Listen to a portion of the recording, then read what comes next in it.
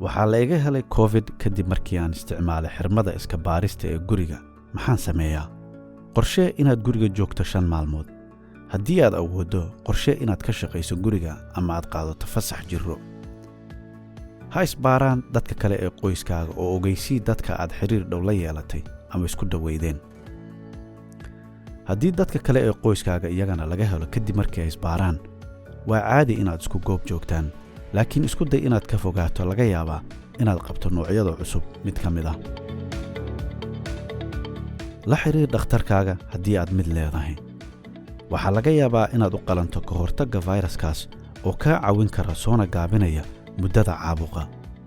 waxaa kale oo aad booqan kartaa covid.gov si aad u hesho goobo kale oo kuu dhow oo lagugu daweyn karo.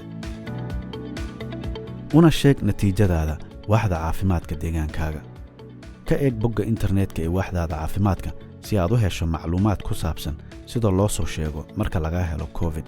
tani waxay ka caawinaysaa la socodka xogta iyo in la jiheeyo agabka sida shixnadaha ka hortagga fayraska ee meelaha kiiskoodu sarreeyo. isbaar mar kale 5 maalmood kadib. haddii baaritaankaagu noqdo mid aan lagaa helin, waxaad dib u bilaabi kartaa dhaqdhaqaaqyadaada, laakiin xidho maaskaro N95. iskuna day inaad iska ilaaliso inaad dadka kale xiriir dhow la yeelato 5 maalmood oo kale. haddii baaritaanka gurigaagu noqdo mid lagaa helay ama positive ah, sii wado karantiilka.